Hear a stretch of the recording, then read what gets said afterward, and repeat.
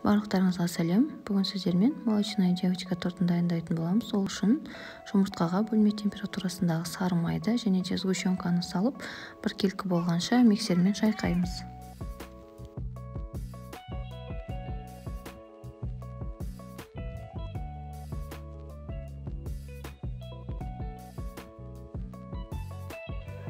Осы массаға ұнды және де қамыр қопсытқышты қосып, тағы да біркелкі қамыр болғанша миксерлейміз.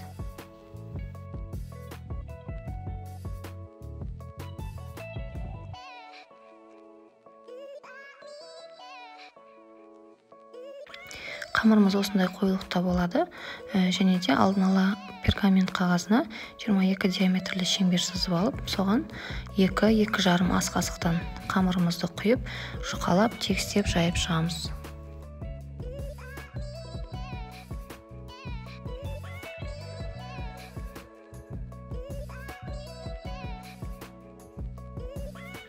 Бізде 7-8 корж шығу керек.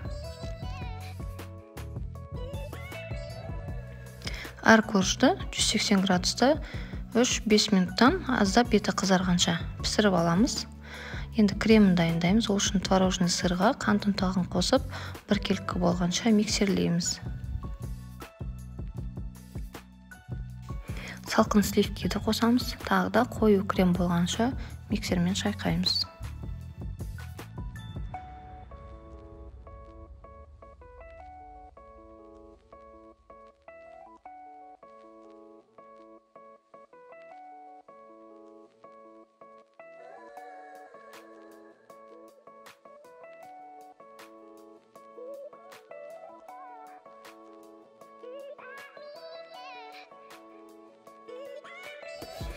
Креміміз дайын. Енді тортты жинаймыз. Подложкаға азғынтай крем жағамыз. Ол біздің корждарымыз жылжып кетпес үшін корждың бетіне крем жағып, жұқалап, тегістеп жайып шығамыз. Кальцияға жинасақ, тортымыз тегіс болып жиналады. Сол үшін кальция қолдануға кеңес беремін.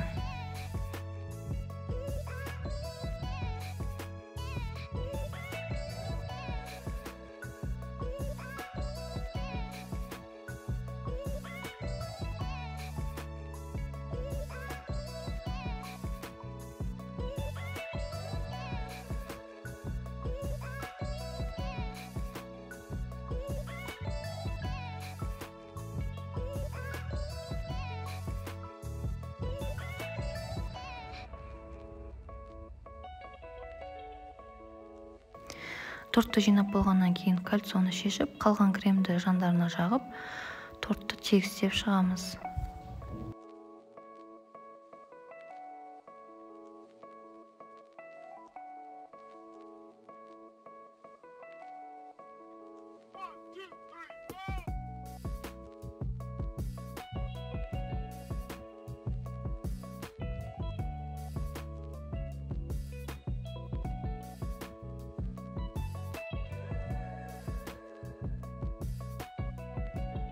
Осымен біздің тортымыз дайын. Сіздермен бірге болған Маржан. Ас болсын.